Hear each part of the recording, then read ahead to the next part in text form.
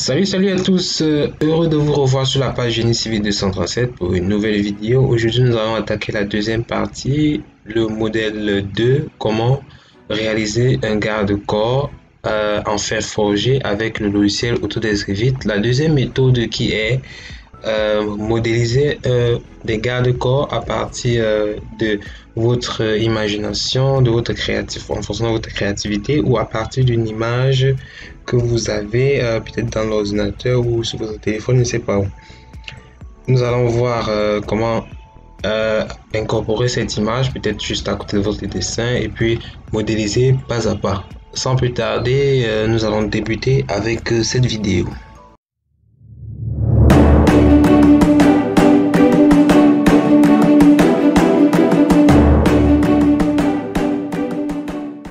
Ok, premièrement, nous allons d'abord supprimer ces éléments, effectuer ces garde-corps, modéliser à la vidéo 1 que vous pouvez retrouver qui apparaît juste à l'écran, que vous pouvez retrouver sur la page Génie Civil 237 pour voir comment on utilise la première méthode pour dessiner les fers forgés. Je pense que cette méthode-là, c'est la méthode la plus rapide. Donc, pour le faire, c'est très simple. Comment on va faire la première méthode, on va créer, on va se positionner, j'ouvre mon niveau, je pars plan de plafond, j'ouvre mon rez-de-chaussée, mon niveau 1. Donc je me positionne là, je vais créer qu'est-ce qu'on appelle, comme on a vu à la première vidéo, mon plan de référence. Donc je fais architecture, je vais d'abord ouvrir, créer, ainsi de suite, créer un élément. Donc je vais prendre modèle générique, ok. Je peux mettre le nom que je veux, bon je vais laisser le nom aussi. Ensuite je vais créer, je vais faire extrusion, donc je vais créer un plan, je prends rectangle, je vais créer un plan fictif. Donc après je vais juste supprimer, donc c'est juste qui va me servir à dessiner, ok. Maintenant sur cet élément je me positionne en 3D. Et puis, bon, on peut mettre ici, on peut mettre 1 mètre, ou on utilise juste les flèches pour monter la hauteur. Ok, maintenant je vais me servir de ce plan de référence pour dessiner mon garde-corps. Ce que je fais d'abord, c'est quoi? Je mets créer. Donc, ce que je vais faire, je vais définir mon plan de référence. Donc, je vais mettre définir ici, choisir le plan, ok. Je définis ça comme un plan de référence, d'accord. Ensuite, qu'est-ce que je fais? Je vais mettre insérer, je vais charger les images, je vais charger une image, bien sûr, l'image de ma photo, peut-être ma photo que j'ai téléchargée sur internet. Donc je vais mettre ajouter, puis je vais aller au bureau, je vais prendre ma photo, c'est ma photo, ok. Là je vais mettre maintenant, voilà, c'est ma photo qui est sélectionnée. Je vais mettre charger, ok, ok.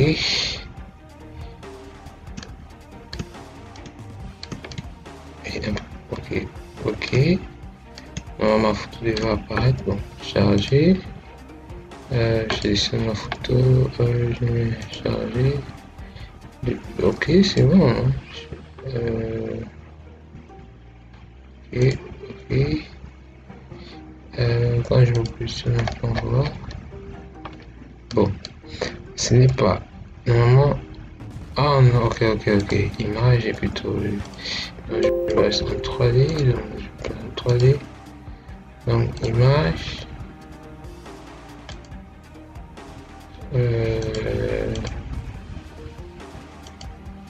Normalement, bon, on va gérer autrement. Donc, qu'est-ce que je fais? Je vais afficher mon image. Donc, je viens juste sur mon bureau et puis j'ouvre mon image. Ok, vous pouvez ouvrir votre image comme ceci. Vous positionnez juste votre image à votre gauche et puis votre dessin à votre droite, et puis on va regarder et puis on va simplement dessiner. Bon, ce qu'on va faire, on va d'abord créer les deux barres que vous voyez juste là. Donc on va faire créer, on va On va faire extrusion parchemin. Donc, on va créer juste une barre, extrusion, esquisser la trajectoire plutôt. Donc, on va créer la première barre. Donc, oui, la première barre, c'est niveau. On va jusqu'au mur. Je pense que donc, ça va jusque là. Donc, de ce côté aussi, ça va jusqu'au mur. Donc, on va créer ce premier élément. Hum, on va directement choisir, on a des mains courantes ici. On a les mains courantes d'ellipse. On va prendre les mains courantes carré. Ok, on valide. Ok, voilà notre main courante déjà qui apparaît juste là. Ensuite, on va définir ces éléments-ci. Mais ce que je vais dire, c'est que cette main courante de 40 est très petite. Donc, on va modifier ça et plutôt on va faire quelque chose de plus grand.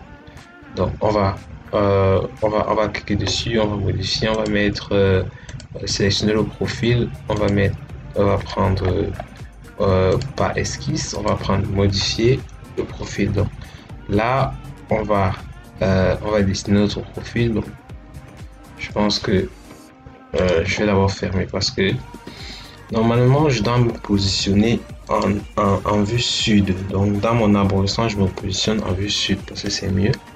Donc quand je me positionne en vue sud, là maintenant j'ai la possibilité maintenant de sélectionner mon profil et de modifier mon profil aisément. Là on me propose maintenant un angle de vue avec lequel je peux facilement dessiner mon profil. Donc maintenant là je dézoome et puis je vais venir ici, je vais tracer mon élément. Donc je prends, je prends un rectangle, je vais prendre là, je vais prendre 0,02, oui je pense, oui 0,02 et puis juste ici 0,02. Donc là, quand c'est fait, je copie l'élément. Bon, je vais augmenter, je vais prendre 0,04, ouais, je pense que je vais prendre ça. Dans 0,04, c'est mieux, ça fait quelque chose de plus grand, donc je vais prendre ça.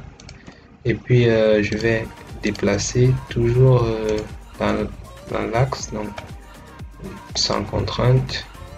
Je vais mettre dans l'axe, ok. Je valide et puis je valide. Je reviens en 3D. Bon, je reviens en vue sud. Ok, mon élément est juste là. Maintenant, je vais copier juste et puis je vais copier et puis je vais placer juste ici en bas, parallèle à l'élément. Mais pas trop bas quand même parce qu'il doit avoir un jeu. Voilà, pas là. Il doit avoir un jeu. Maintenant, je vais dessiner mon élément. Donc, c'est très simple pour dessiner mon élément. Je vais d'abord dessiner cette trait-ci. Donc, je vais prendre toujours extrusion parchemin. Donc, je vais prendre trajectoire. Choisir le plan, bien sûr. Je choisis mon plan. Non, j'annule. Ici, c'est trajectoire. Je choisis mon plan. Donc, il faut toujours bien choisir le plan. Donc, je mets cette tabulation. Il faut que les 4 murs là soient sélectionnés en bleu avant que je ne clique. Donc quand je clique, là maintenant je peux faire mon premier trait comme ceci. Je valide. Puis je trace, je pense que c'est circulaire. Donc je vais tracer quelque chose de circulaire. Je pense que je vais tracer ça. Je pense, je vais dessiner, je vais prendre circulaire et puis je vais tracer je vais placer 0,005, donc je pense que c'est suffisant. Je valide et puis je reviens toujours, je me positionne là. Ok, c'est bon. Et puis je fais pareil dans le sens aussi. Donc créer, je fais créer, je fais extrusion. Donc c'est juste pour répéter. Bon, vous pouvez faire autrement. Hein, donc faites tabulation pour que ça se positionne très bien. Voilà, je mets mon élément. Je vais mettre l'autre bout, je pense que c'est là.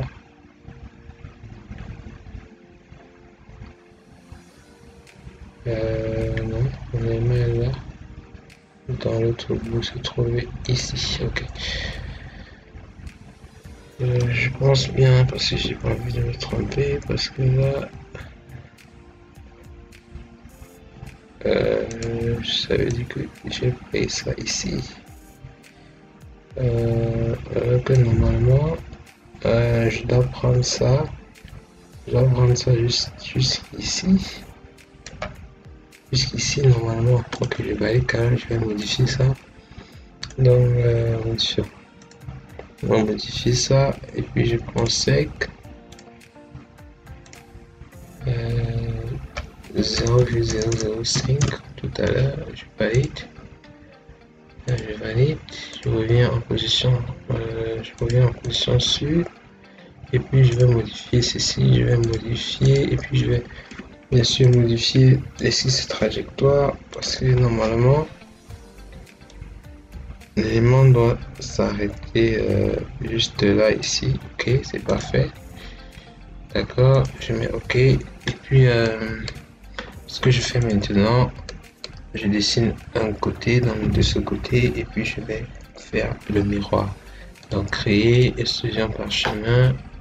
Je sélectionne ok, premier élément donc qui va aller de ce côté, donc je fais les trajectoires, je vais là partir de ce point, donc, donc on part de là bien sûr jusque là je pense, donc on va faire ça, ensuite on va faire ça, bon, la trajectoire que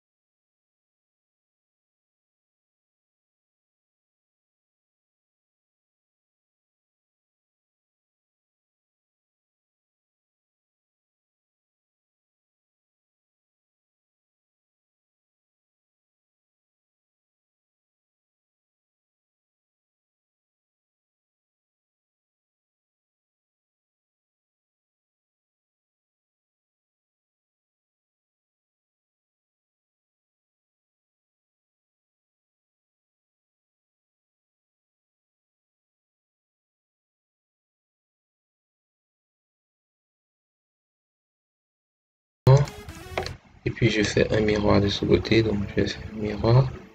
Donc je vais faire modifier, je prends miroir maintenant par rapport au tracé de l'axe. Donc, mais normalement cet élément doit se trouver quelque part là. Donc quand je le fais, ensuite je vais juste prendre ça, je vais copier comme ceci, je vais coller ici, je vais ensuite faire rotation, comme ceci, et puis je vais positionner bien, je vais positionner là. Ensuite je vais faire miroir par rapport au tracé, donc miroir par rapport tracé juste ici, donc il fait le miroir, et ensuite je vais tracer mes derniers éléments décoratifs de ce côté. Donc je vais prendre extrusion parchemin, tracer, je vais prendre, je sélectionne mon plan comme toujours. Donc qu'est-ce que je fais, arc bien sûr, donc je pars de là, je fais ça, je fais ça, je fais ça, donc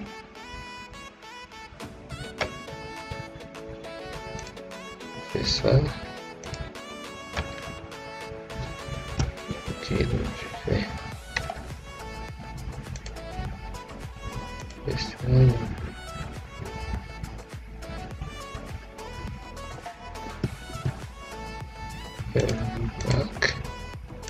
donc je trace bien parce que il faut que ça soit très bien présenté.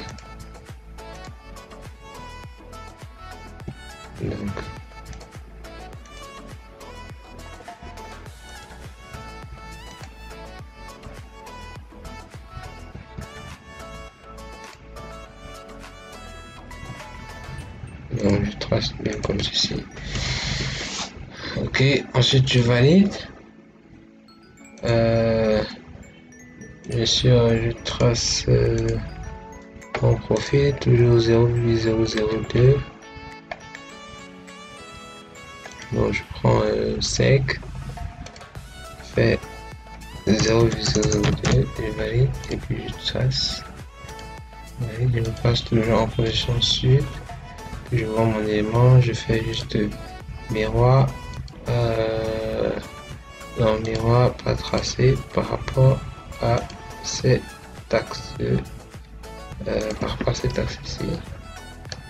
Ok, mon élément apparaît comme ceci. Ensuite je vais sélectionner les deux éléments et je vais faire juste miroir encore, mais par rapport, toujours pas tracé, mais par rapport à cet axe ici.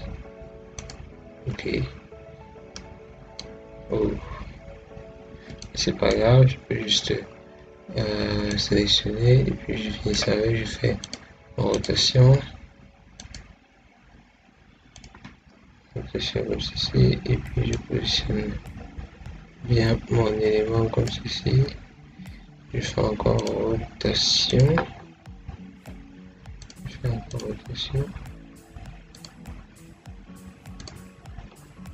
d'accord, et puis je positionne mon élément comme ceci. Bon, c'est pas très représentatif, mais bon. Dès que c'est fait, je me positionne en 3D. Je supprime bien sûr mon élément arrière qui ne me sert à rien. Donc à partir de là, on a notre motif. Vous voyez que là, c'est pas très représentatif. Il faut bien sûr, il faut ça prendre du temps. Il faut savoir bien dessiner. Donc on peut copier cette partie, on met juste ici. Donc pour le faire, vous venez au plan rez-de-chaussée, on va copier ça comme ceci. Donc je vais aller d'abord, finir la création. Donc, dès que ça a fini la création, je copie mon élément. Donc, je fais modifier, je vais copier, et je viens coller juste ici. Et puis c'est parfait. Je me positionne en 3D. D'accord. D'accord. Ici, voilà la deuxième méthode de comment réaliser les garde-corps en fer forgé. Voici cette deuxième méthode, à vous de voir. Vous pouvez retrouver la première vidéo pour voir comment réaliser par rapport à la première méthode, mais je pense que la première méthode, c'est la méthode la plus facile, la plus rapide. Donc, sur ce, je vous remercie de m'avoir suivi sur la page Unicivil 137. Je vous dis à bientôt pour une nouvelle vidéo sur cette page. Portez-vous bien, peace.